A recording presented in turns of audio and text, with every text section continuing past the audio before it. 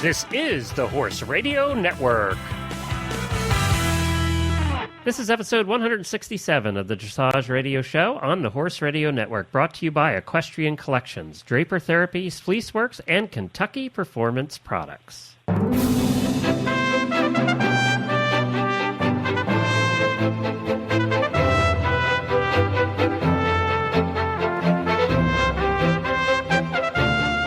This is Reese Koffler-Stanfield from Georgetown, Kentucky.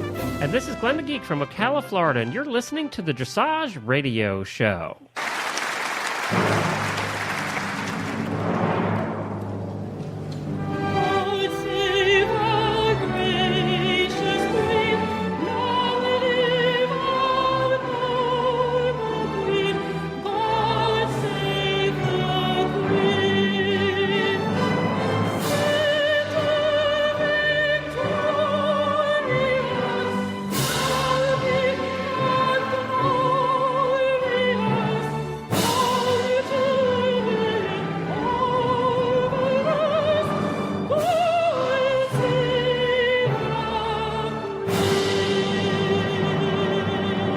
Well, Reese, that's a piece of music that is well deserved. A little God Save the Queen for everybody over in Great Britain after they have totally dominated the Olympics and equestrian this year. They've been phenomenal. You really have to say it. They have been all across the board, from eventing to dressage, obviously, and to jumping. They just have dominated the Olympics, and much to the chagrin of the Germans, I would probably add, who were quite used to that pinnacle of success that they had to give up this year to Great Britain. They did, and I have to be honest, it's kind of an interesting changing of the guard, and I think it's well deserved, especially in the dressage side. Just they dominated. They were phenomenal, and I think anybody that watched, one of my students called me today and said it was like watching milk chocolate. And I thought that was a great way to describe what we saw this morning. It was great. Well, we should explain to everybody that Philip is actually off this week, and Reese is actually on vacation at the beach and got sick on vacation and can barely talk. So I said I would help fill in. Do not worry. Anytime I talk about dressage, I get letters saying how bad I am. I am not a dressage guy. I just merely said I would help her get through the show today. So we have...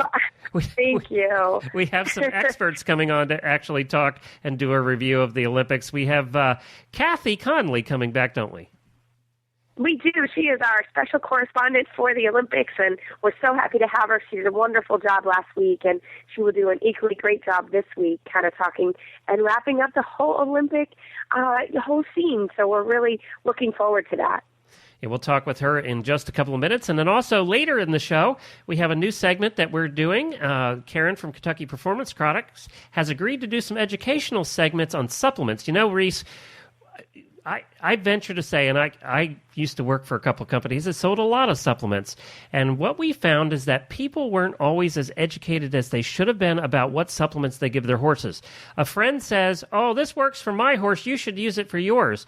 And they end up, a lot of people over-supplementing, using too many supplements. So I asked Karen to come on and talk about different situations and what supplements work for what kind of horses, who should use them, with what problems, and, you know, are there supplements that you shouldn't use if you have a horse that doesn't have those problems. So we're going to get more into detail on that over the next couple of weeks, and I hope that helps people to understand, you know, are they using the right ones? Oh, I think it's great, Glenn. We always run into that at my barn, and I know Karen personally, and she's a wonderful lady and so experienced and educated in the whole supplement line. So I'm really looking forward to hearing about it, and I'm hoping I'll learn something as well. I think we all can learn about different horses and what we can do better for them. Well, you know what? The supplements are also not cheap. I mean, they're expensive items that we give our horses, so you want to make sure you're just giving them the right ones. You don't need to be giving them the wrong ones and spending that kind of money doing that. So hopefully Karen will help. She's very good at explaining things and making it real clear. So we're going to talk to her a little bit later in the show, too. So We have Olympic talk, obviously, after a terrific time. This year has been, I know a lot of people were complaining about the NBC coverage, but when in the past have we ever been able to watch every test of every equestrian discipline over the last 2 weeks? We've never been able to do that before like we had this year. Oh, it's true. And even today, here on vacation, I was able to watch most of the freestyles, and on normal coverage, that was great. My husband and brother-in-law went running out to the beach, but my mom and my sister and I, we just sat and just enjoyed the morning, and really, that was phenomenal. So, my complaints are limited for that, because we had a really fun time watching that this morning. Well, that must have been very interesting with your mom, and your sister, of course, is a dressage rider of note, and your mom sitting there. That must have been an interesting commentary as the tests were going by. We did. We had a great time doing it, and it's fun always to share it with your family. And my dad snuck in for the last 5 rides, which always in the big sport, because of the way the draws happen, the better horses come later. So if you really know what you're doing, as my dad likes to watch the last few horses of the group, and really the last 5 were something to watch and worth. I hope people were able to take the morning off or taped it so they can watch it, because it's worth it. I also see you learn that as a horse husband, and in his case, a horse father.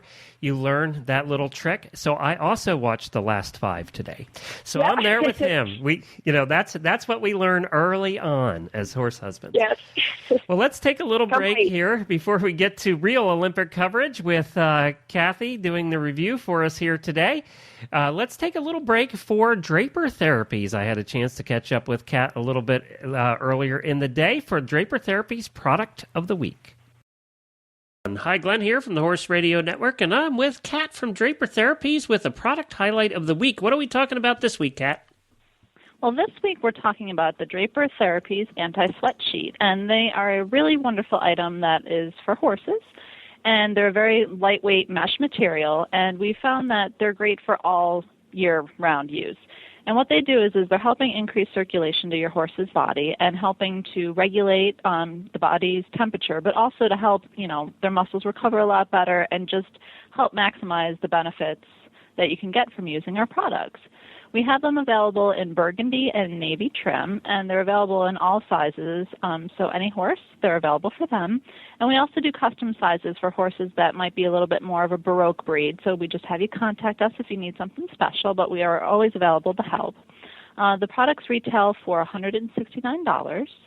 And they are all made in the U.S. So from start to finish, fabrics and all the products that go into it, the little buckles and all that are all made here in the U.S. So it's a really amazing product.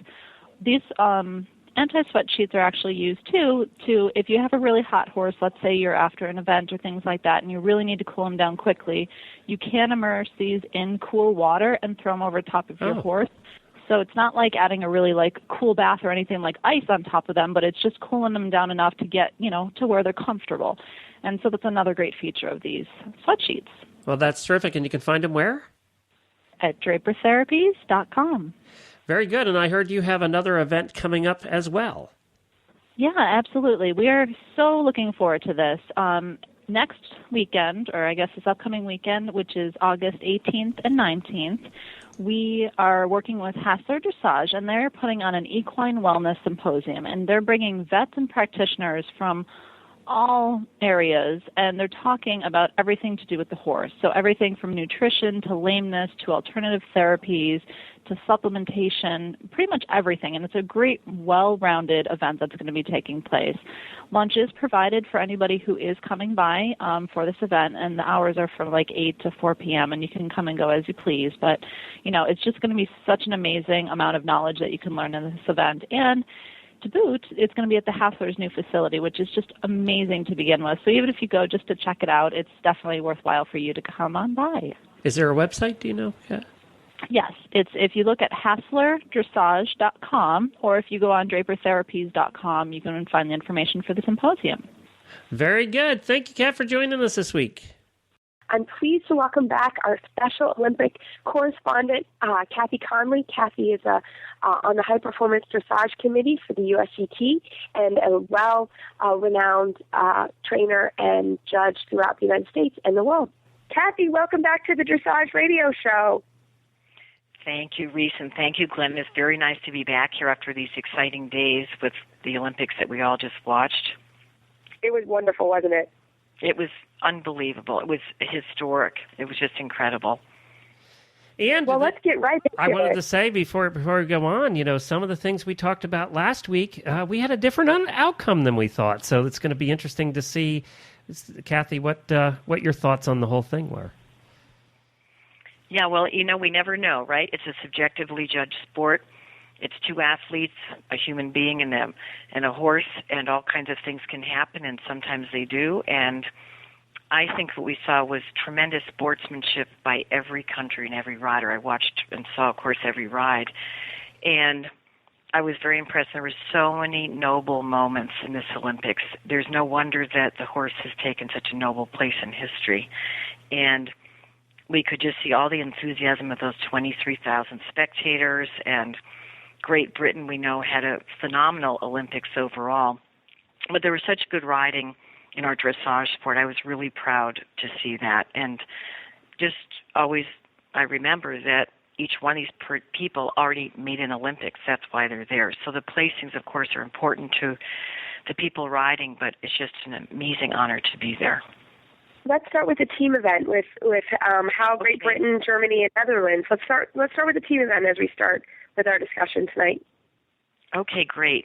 Well, I think it's interesting. I don't know what you guys think, but I thought it was very interesting that this time the way that it was decided was by both the Grand Prix and the Grand Prix Special, and that hasn't been done before. And it was, we talked about this in the preview of the Olympics, but it was interesting how that all played out. And the U.S. was Grand Prix 5th place, Grand Prix Special 6th place, and overall 6th. The Great Britain stayed first all the way through, Germany second all the way through, Netherlands third all the way through. And then there was some different mixing up of the scores, or not mixing up, but different positions taken by Denmark, Sweden, Spain, and the United States as the competition went on. And then the freestyle was the way that the individual was decided. And usually, as we know in the past, it's been the three scores, the Grand Prix Special, and the freestyle with different percentages that determine the individual medal. So it was an interesting process to watch, and I thought it was exciting this way. Whether that will be what the Olympic Committee decides is the future, I don't know. But we saw tremendous riding. It was really an incredible battle of titans and cavalcade of stars at this Olympics, the strongest dressage Olympics ever. And some of the horses had 3-star horses and 3-star riders, and some had one, and it's all different depending on what happens and what horses are ready for whatever Olympics comes up. But it was just thrilling, I think, for everybody, and we certainly had a great group of fans there to be stomping and cheering everybody on. That was incredible. 23,000 people screaming and yelling. It just made me smile every time they panned the crowd, for sure. Yes. And did you like how the Queen came in? Did you like what Danny Boyle did with the Queen and with James Bond? I thought that was fabulous in the opening. I did too. I think that was phenomenal. So, Kathy, we actually had a pretty young group, for sure, in the freestyle group. We had a lot of new young stars. So can we talk a little bit about Charlotte and Adelinda and Laura? These are all younger riders. Yeah, there were a lot, and for different reasons that happened. For example, Isabel Wert couldn't ride for Germany because her horse had been injured, and for various other reasons, that's how it came about. Germany had a very young team with the 3 riders that they had. But if we start with Charlotte, it's such an exciting story because it is, if you wish upon a star, is what happened in this situation for an individual who very much deserves it, and for a team of supporters behind her, including her coach and fellow team member, Carl Hester. But Charlotte, many times our sport is perceived as people having to have a lot of money to make it and to make a team, and that isn't true. There are a number of riders, if we go through the roster of this Olympics, who did not do it with a lot of money, but who made their way from the beginning by training their own horses. And in this case, Carl Hester bought Vallegro as a baby, as a young horse, and he also bought Utopia not as a baby, but a few years older. And here's Great Britain winning the gold medal with, I don't know if this is a record, it probably is, that one of the riders, Carl Hester, owns two of the horses on the team, and they get the gold medal, and it was just an amazing process. And when she rode today, I know everybody, we always say you could hear a pin drop, but it just was, the horse was so on. She was too. She had only one little bobble, which is after she came, just when she was making that one transition into the passage. And then when she came out, I could see on her face that it maybe hadn't been feeling to her the way that the other two tests had, and she wasn't quite sure, because in our sport, because it is subjective, you never kind of know till the score goes up. And then she came out when she was in the holding area. It was just beautiful when she said, she turned to one of the people there and said, he was so tired today, and he gave me everything he had. And then shortly afterward, they announced her score, and she just burst into tears. She was on him. She burst into tears and covered her face up, but she was so moved by his effort for her. And I just thought, you know, it's so beautiful for anyone who's in this sport or wants to hope they could get on an Olympic team to know that she did it from the grassroots up by working in stables and working for her lessons and coming to this place. And I want to also say how very extraordinary I think Carl Hester is. When she was doing so well on Vallegro, although he owned him, he didn't try to take him for himself. He stayed with Utopia and has joined in with great support for her all the way along. And the sportsmanship is so important to all of us in the treatment of the horses, and those are two very loved horses, Utopia and Vallegro, and I thought it was very inspiring. So it was, and she came out and gave Carl the biggest hug you've ever seen, and that was just, I did have a tear, honestly, because I know how that works, and it was just phenomenal. Many people may not know Kathy has been my coach through my international career, and so I've had the same ride when I have come out and seen Kathy, and it's such a cool experience to have with a trainer and somebody that has known you since you're young. So that I've had the same feeling, and to see her, Carl, was just really moving. Well, I have to say I've enjoyed every minute we have shared together, Reese, in the training and also in the coaching and all the rest. And it's very special for the coach and to be with a person who's so gifted and who tries so hard. And then I think of your horses, Casper and Meep, and, you know, just all the horses together, Yuri, that we've done. And the feeling out there when you're watching your student ride on this beautiful, incredible, noble horse who's going to give everything he has. And Reese, I can just say, Glenn, is an amazing competitor. Reese, you know, her warm-ups are good, but she goes in there and Reese is on. I mean, she has what it takes to do that. And I'm saying that very genuinely, and we saw a lot of that same showmanship going on here in the Olympics. But I was very proud for Great Britain that they did so well. We're going back now to the young rider group. Laura Bechtelsheimer, I thought, was just stunning today with Mistral. And that freestyle, I don't know what you thought, Reese, when you were watching, and Glenn, I'm not sure if you saw it, but just the power that horse has. And I thought it was her best ride of all the three rides that she did. And the horses, Piaffe and Passage, and just all the more difficult things that she did in her ride really worked out. And we know that that's part of the scoring, is that we want to see if, in fact, when they take the risks, did the risk really work? And hers did. And she seems like such a good sport. She is coached by Klaus Balkenhol, and she did so well also in the World Games with this horse. But that was a real thrill to see her and the support she was giving her team, and I was very proud of her. And she's also a young rider herself. The Germans... Can I give you a quote here quick from Laura? Laura had a quote today that I'd like to share with you. She said, "For a horse of his age at 17 to move like that and give all is beyond words. He was so full of power of energy, he gave me a very special ride. To be on the podium again was huge for us. He's 17 years old. He may or may not do another championship. I have no idea. To finish this year off like this was fantastic. I felt like I'd finally done him justice. Isn't that cool how she spoke about him that way? She did him justice. Yeah. She certainly demonstrated exactly that attitude. I think that's a terrific. Exactly. Yep. I think she did too, and I agree with you about her test and the choice of music. I'm so excited now. I'm coming at this from a horse husband who's been seeing dressage tests for 25 years, okay? The choice of music today, I love that the music is getting more upbeat and more contemporary. I mean, you had Charlotte in there with Great Escape, Live and Let Die, and Pomp and Circumstance. I mean, I loved that. Yeah. I had goosebumps during that test, and I'm a horse husband. Well, I thought the music in general, we've moved from kind of the techno to a little bit more, especially with a few of the German riders, it was almost like watching a ballet, and I thought that was really beautiful and way more fun to watch. Mm-hmm. I agree. In general.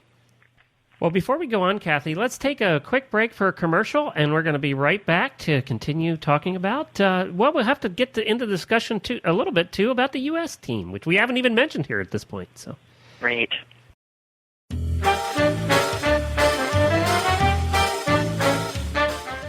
Hi, Glenn, back with you from the Horse Radio Network. I'm here with Debbie with the Equestrian Collections Product of the Week. I want to ask all of our listeners, doesn't it just make you crazy when your spray bottle just doesn't work? It either leaks or it breaks and you're squishing that thing and nothing comes out and you can't get underneath your horse.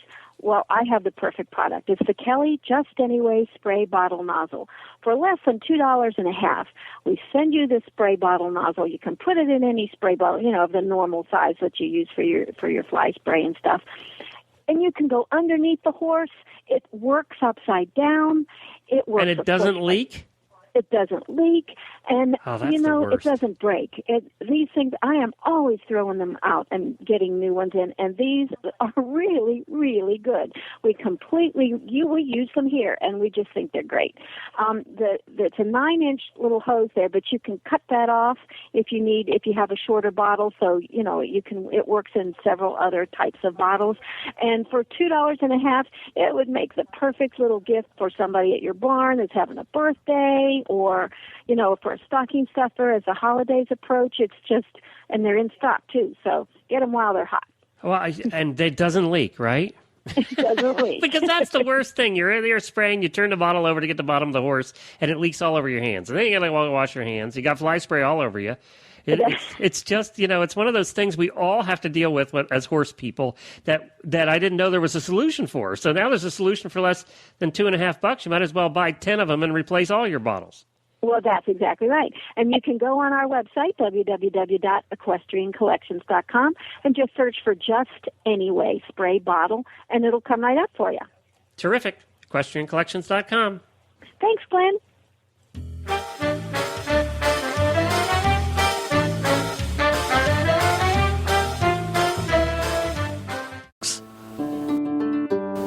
Fleeceworks manufactures pure Australian merino sheepskin and merino wool saddle pads and accessories. Their pads produce a vital thermal balancing layer to pull excess moisture and heat away from the horse's back, allowing muscles to work at maximum capacity without overheating. Fleeceworks Australian merino wool is breathable and hydrophilic, able to hold and store 35% of its own weight in liquid. A longtime staple of the medical field, Australian merino fibers have no equal when it comes to delivering a temperature-controlled, pressure-absorbing layer. The Fleeceworks philosophy, minimum bulk, maximum performance, and they have a variety of anatomically correct pads incorporating technologies and designs that address the individual needs of every horse and rider. Ask for Fleeceworks saddle pads and accessories by name at your local tack and feed store, or visit them online at fleeceworks.com. So, Kat, can we talk a little bit about the U.S. team? We haven't talked about them on our interview yet. Right. And the U.S. team was represented by Stefan Peters and Ravel and Tina Konyat on Collecto, and then also Jan Ebling on Rafalka. And I was very proud of the strong presentation and excellent riding that our U.S. dressage riders produced at this Olympics. this is the first time that they've all been in the 70s, for every ride. The only ride that wasn't was Rafalka's was just below that, 69-something in the special, but they made a very strong representation. And the United States has won the bronze medal in the Olympics in Barcelona in 1992, Atlanta 96, Sydney 2000, Athens 2004. This Olympics was just not our Olympics, really, in terms of our dressage and some of the other two horse sports also. But that doesn't mean the quality of what our riders did wasn't good, because it was. And Stefan, I thought, in his usual way, he's so classy. He always exudes a calm, composed, elegant aura. And because I know him well, I know that that's really genuine with him. And his love of his horse is very, very deep. He and Ravel have been together a long time, and they're saying, Stefan and his group, that this is going to be the retirement time after this for Ravel. And today, watching that freestyle was one of the noble moments for me, watching the Olympics, because he rode him so beautifully, and unfortunately there were a couple of mistakes. But at the end, when he came around to come down the center line and he was doing the one-handed passage, and he halted and saluted and everybody cheered, he reached over and he petted him and he said something to him. And I don't know what he said, but he sort of leaned forward a little longer for people to watch the replays, and he said something. And it probably was something like, "Thanks, buddy, you did a great job." And always when he speaks about him, or when one compliments Stefan on anything, he always says, "I'm so fortunate to ride such a great horse or great horses." He's a very humble human being. So I was proud of our team. He had a quote today, too. Do you want to hear that? He realized he didn't have the most terrific test today, and I can read this to you if you'd like. He said, "I'll remember Ravel for his career. If you put it all together, then this was just a little glitch today, but it's certainly very sad that it happened at the end of his career. I still love him. He's given us so much, just not quite today. I'd like to do one big retirement party for Ravel and hopefully ride the freestyle once more and do it a little better than here." So that's what he had to say today. That's beautiful. Yeah. And that horse and that rider have won us so many medals. And he also said, Ravel doesn't owe me anything or anyone else. He said, we owe him now. And I think what you just said, Glenn, is beautiful, and that's very Stefan Peters. Right. And that horse is a legend, and the two of them together are a legend. All right, so as far as the rest of the team, now there's a little horse that's been making the news a lot here, Kathy. Tell us what you thought. I'm sure you mean Rafalka. Yeah, and a few thousand articles later. Yeah, exactly. Well, it was so exciting that she made the team. I was on the team of selectors at the selection trials. That doesn't mean that we select the horses. The judges do, and the riders select themselves by the scores they get. But Rafalka produced at the Olympics exactly what she was producing at home. She's a very consistent, elegant mare. She has a very lovely and reliable piaffe, and I think Jan rode her very, very well. There all of his performances, both the Grand Prix and the Special, were terrific. And of course, a lot of attention's drawn to her because a third of her is owned by Ann Romney. I happen to know Ann Romney quite well because I help her in Massachusetts when she's here riding her horses. I'm not her trainer. Jan is her trainer, but she does ride with me here. And she is such a joyful person, and her husband is so supportive of her. We all know from all these 2,000 articles, Glenn, that Anne started the riding really to help her with her MS. And she's a lot of fun to teach. She's very joyful. She'll go around and she'll go, woo, woo, in the middle of her lesson when something goes well. And she's also a wonderful owner of a horse. And I know that she and Jan have a close relationship. And Anne was just thrilled to see Rafalka do so well there. And I think it's just exciting for our sport and our country that someone as lovely as she is and Jan together in the partnership and Rafalka are drawing attention to our sport. It's really Well, wonderful for all you're of very us. familiar, obviously, with the Romneys, and also you're familiar with the selectors and how all of that works. One of the things that, and we don't talk politics here on the Horse Radio Network. It's one of my rules, but I own the place, so I can bring this next subject up. One of the things that bothered me about a lot of these articles, and we see every news article that has the word horse in it comes across our desk for all our different shows. One of the biggest things that bothered me the most, and we were contacted by a couple news organizations to go on TV and stuff about this, and I refused, is they were insinuating it, by the uneducated were insinuating that the only reason that Rafalka even got in the Olympics is because it was Romney's horse, and that bothered me. Well, that bothers me too, because it's not true. And she really earned her spot. Jan and Rafalka really earned their spot on that team. And Rafalka has tried out with Jan for other things and hasn't made it before. She made it because she deserved it. And she's also got a solid record behind her. She's competed for our country in the World Cup with Jan. And I think people will always have things like that to say, but she truly earned it and produced the same performance there that she did in the selection trials. Oh, well, good. I'm glad to hear that. And we all know that we know how it works. Obviously, the non-horse people don't know how it works, and that's become evident in a lot of these articles because they're so ill-written. But so we all can get on, and hopefully Rafalka can get on with the career and go places without a lot of the excess attention here after we get past November. Exactly. Yeah. No, that's a nonsense thought that she made it because of that, because the United States team has a lot of integrity and doesn't want any horse or rider to be on a team that isn't truly going to represent them in the way they should be represented. Jan and Rafalka earned the spot, and they did a good job for us. Terrific.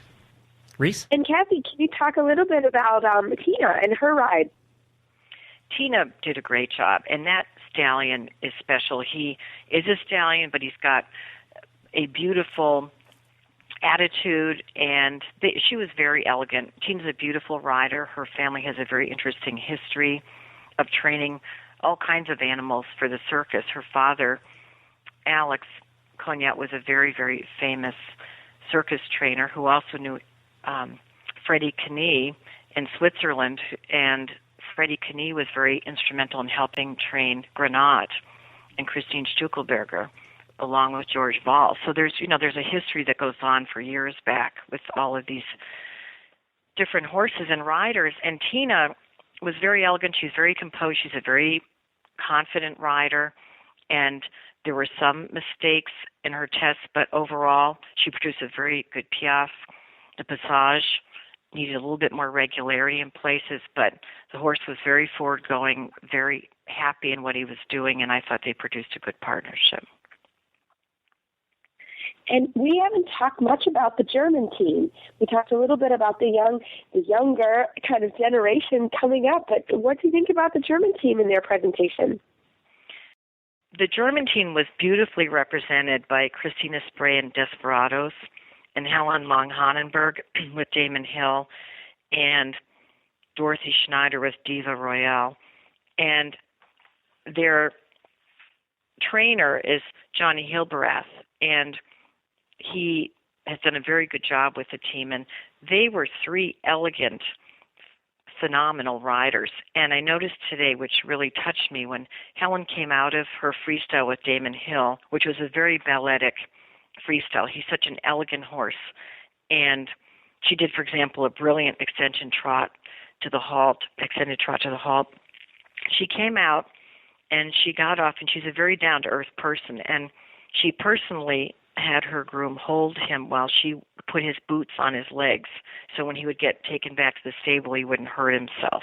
And these are all the moments, Reese, you know these moments, because yes, we've been at competitions together, and all this when you don't want your horse to get hurt, and the little special things that even though you're at an Olympics, you keep doing. I was very touched by that.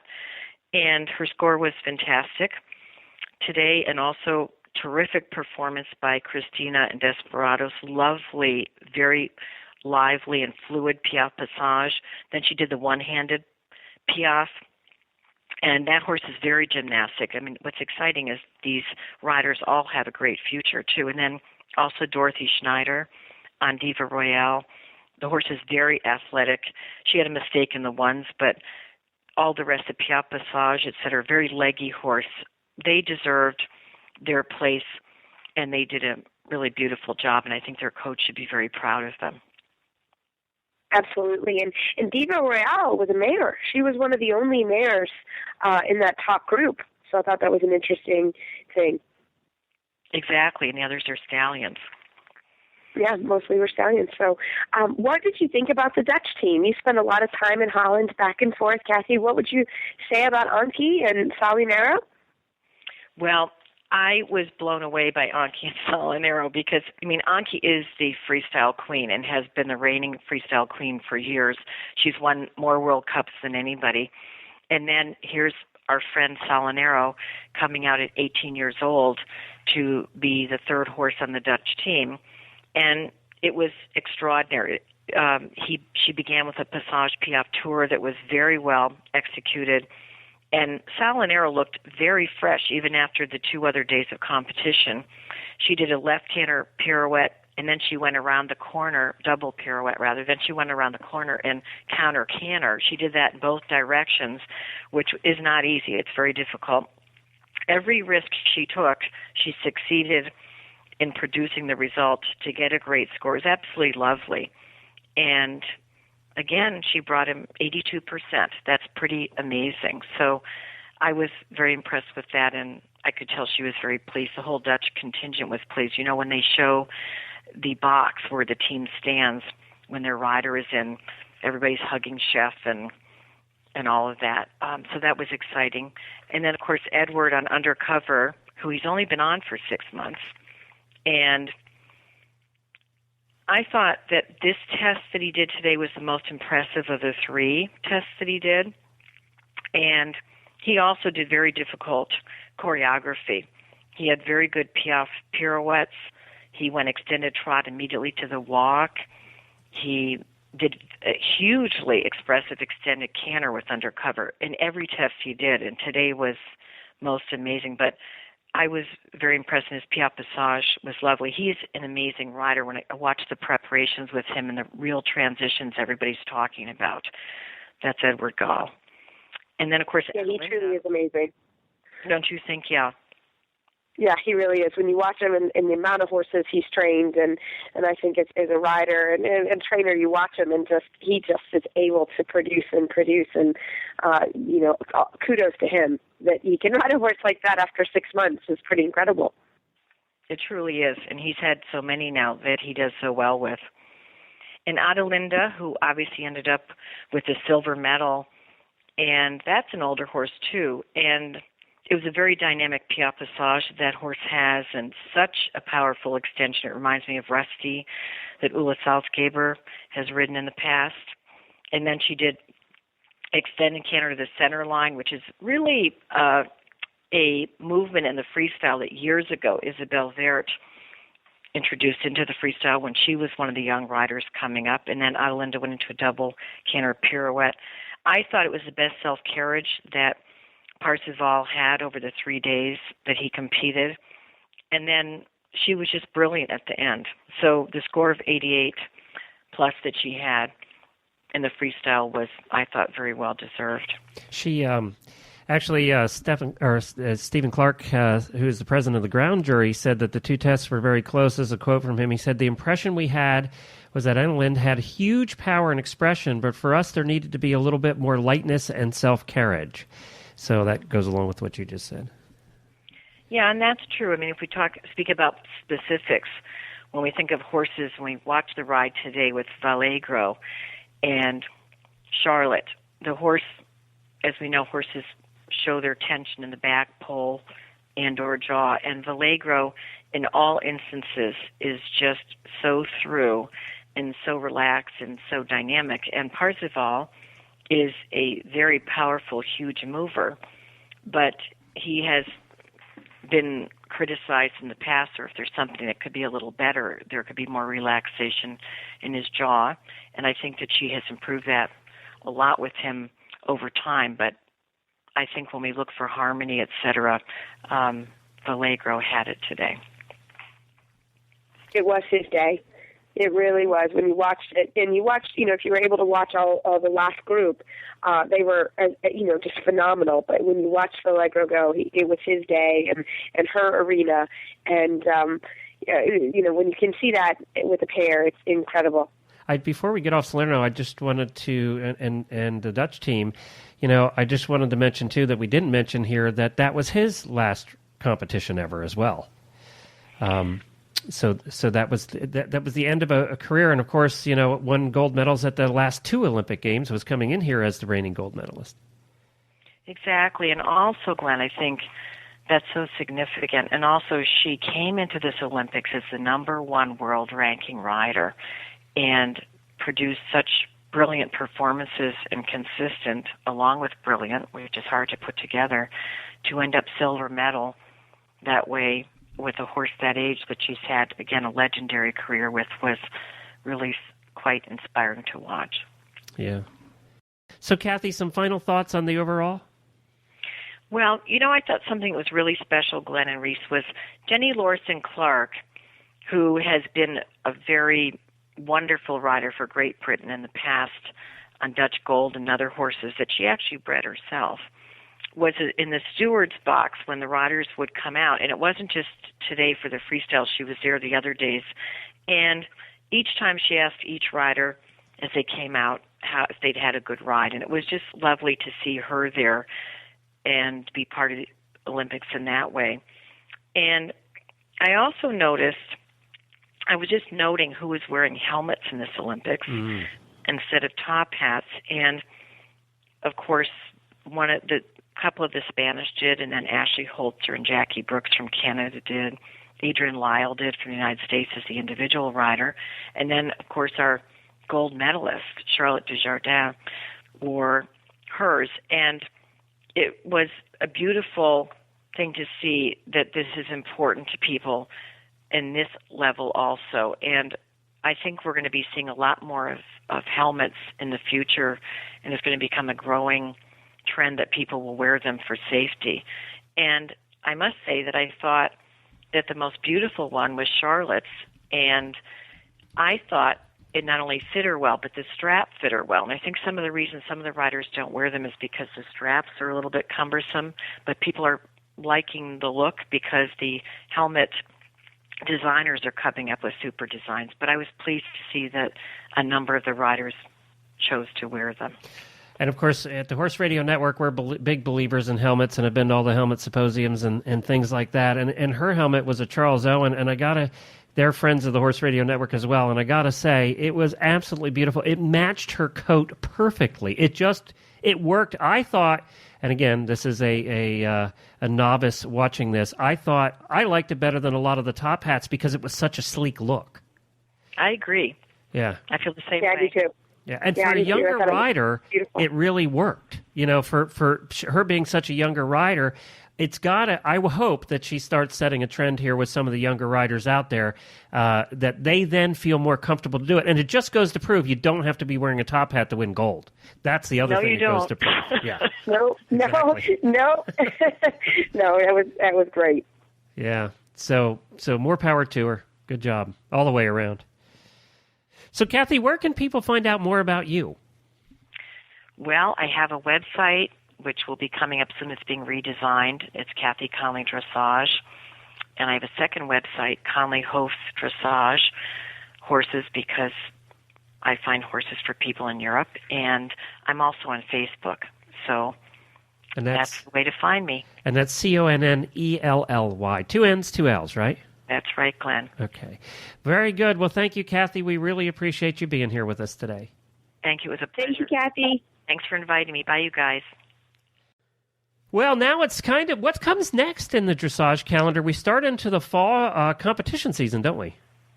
We do. We start into the fall, and actually the North American young horse finals are going on in a couple weeks. So Philip and I will kind of start talking about that, and we'll have some fun guests on. And then we go into the season of Devon and our regional championships all over the country. So it's going to be a fun couple months coming on. Now, is there any chance that we're going to see you in Florida over the winter?